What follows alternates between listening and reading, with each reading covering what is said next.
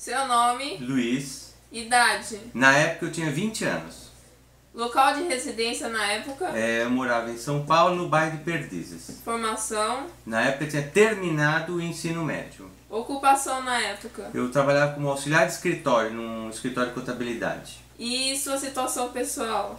Bom, eu era solteiro e morava com os meus pais. Qual era a situação social, política e econômica do país no período? O Brasil tinha terminado o período de exceção, a ditadura militar. A economia estava muito ruim, não tinha emprego, muita gente desempregada, os preços dos produtos eram altos, o país era fechado para a economia externa, a indústria era muito dependente do que o governo fazia. Teve a eleição indireta no colégio eleitoral do Tancredo Neves, só que ele faleceu e não tomou posse. Quem acabou tomando posse era o Sarney. Então, para muita gente, era uma continuidade do regime militar, porque o Sarney era da Arena que apoiou o regime militar. Então, a situação parecia de continuidade, ou seja, os problemas sociais, econômicos iam continuar. Você tem lembranças dos planos e suas consequências? O que eu me lembro do plano do Sarney é que despertou na população uma luz de que alguma coisa de bom ia acontecer. Porque congelou o preço, ele mudou o nome, né? o dinheiro mudou de nome, de cruzeiro virou cruzado, criou-se até uma frase, eu sou fiscal do Sarney, porque os preços estavam congelados, o povo recebia nos jornais listas com os preços dos produtos, eles achavam que poderia ir fiscalizar pelo Sarney. Existia a SUNAB, que hoje não existe mais, Superintendência Nacional de Abastecimento, que ia controlar os preços.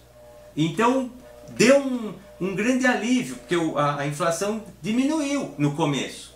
Mas o que acontecia? Congelar o preço foi um erro, porque quem produz queria ganhar dinheiro. E ele não ia ficar com aquele preço congelado eternamente, porque ele tinha custos para produzir, tanto quem produzia na agricultura como quem produzia na indústria. Então tinha que ter flexibilizado isso aí. Ele não flexibilizou, depois teve uso político do plano cruzado, aí começou a perder o controle, começou a voltar a inflação, a produtos caros, falta de produto.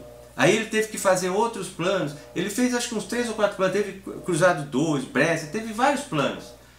Não adiantaram. E a economia era muito insípida ainda. Nós não podemos comparar com a economia que tem hoje, com a industrialização, com a abertura. O país era fechado, não entrava produto importado aqui, só a preços caríssimos. Qual a sua opinião pessoal sobre os planos? Foram uma tentativa de ajudar a população, de colocar o país no eixo. Não só na parte não só na época dos planos do governo Sarney, mas depois também no plano Collor. O problema aí nesse plano do Collor, ele congelou a poupança das pessoas, ele congelou tudo.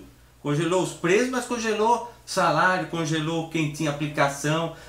Teve cada época que eu me lembro bem, porque a minha avó estava doente, que uma pessoa que estava internada junto com ela, a família estava desesperada entrando com ação na justiça, porque eles tinham vendido um imóvel para pagar o tratamento da pessoa que estava internada. E o dinheiro estava bloqueado. Então o juiz, eles tiveram que ir até o juiz para o juiz dizer não, o dinheiro é deles, eles têm que pagar os custos, as despesas médicas, hospitalares. Então isso deu uma confusão.